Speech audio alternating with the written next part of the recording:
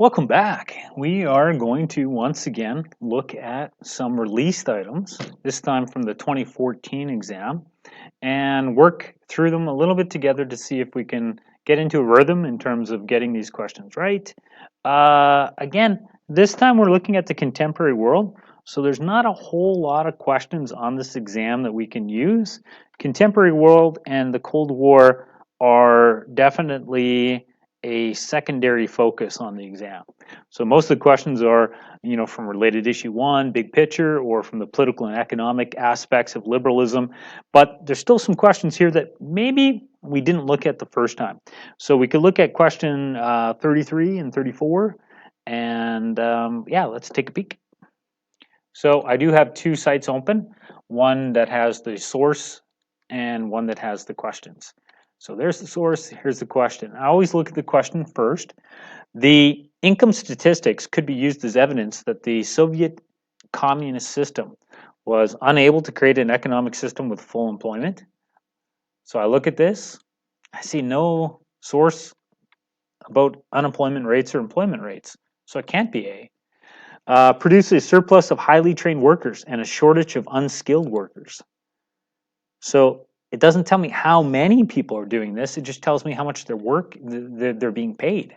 So it can't be that. Based upon the numbers, I can't conclude that. Relied on financial incentives in order to attract people to highly valued occupations. Some people get paid more than others. There's an incentive. Senior scientists more valued than unskilled workers. There's your answer. Pretty easy.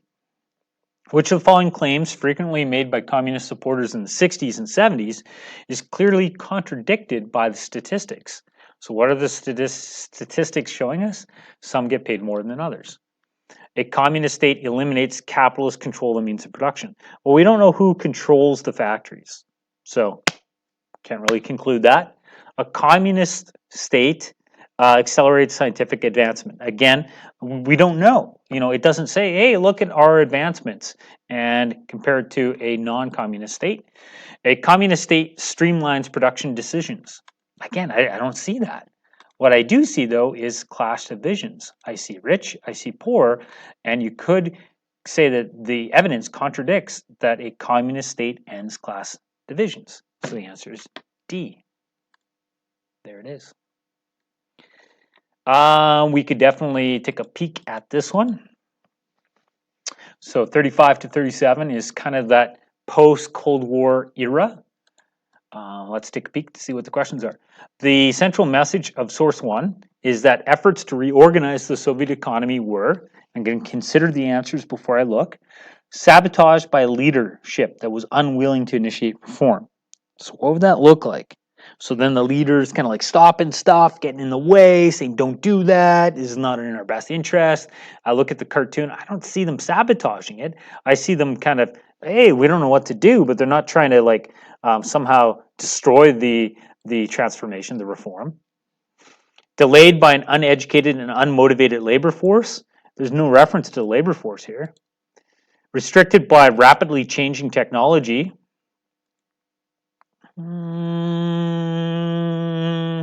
I mean, let's look at the next answer. Hampered by the lack of a clear strategy. So when you have like an IKEA package, you got to put together, you have an instruction manual, that's the strategy on how to do this. And they're like, and no directions.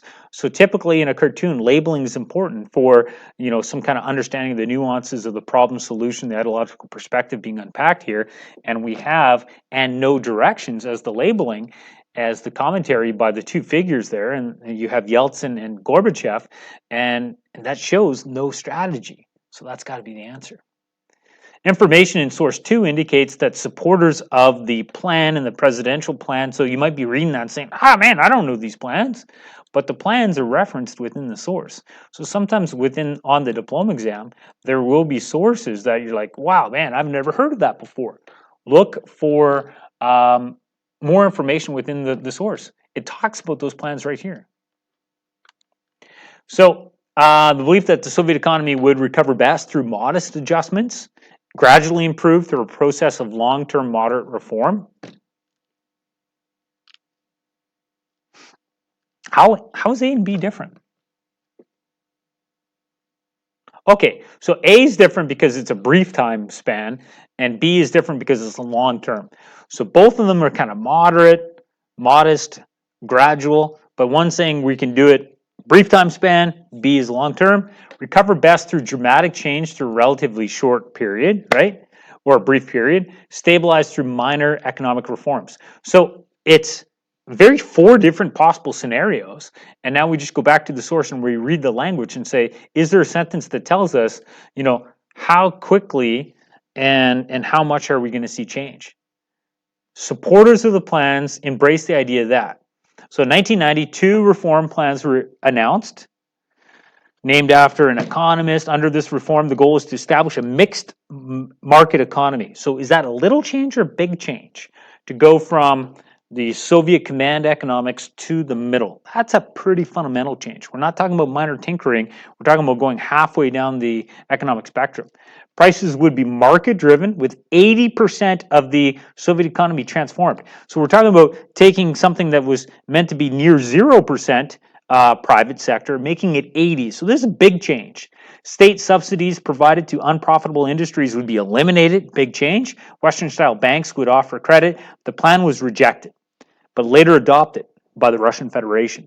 The second reform, the presidential plan, which included basic features of the first plan. It was adopted by the Soviet Congress in 1990. This plan called for a market system with substantial government involvement. This would include privatization of production resources, moving control from the central, increasing the power of the Soviet republics.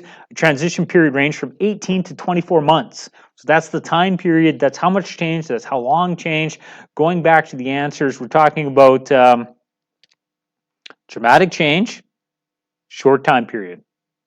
So you're talking about 80% private within 18 to 24 months. C is your answer. Taken together, the sources suggest by the early 1990s, political leaders of the Soviet Union were divided into ideological polarized groups. Fearful of economic instability would lead to them to reinforce collectivism, convinced that declines in Soviet production were a result of glasnost, struggling to determine how to revitalize the Soviet economy.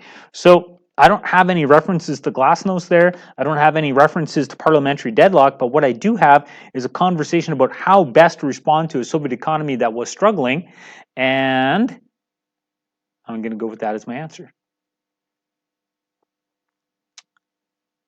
So next up, we've got some political questions, and then we have some questions without sources. So let's see if any of them go with this contemporary world. Nope. So that's it. That's all we can do from the 2014 exam for this last bit. So hopefully you saw some more questions and some more strategies that can help you out.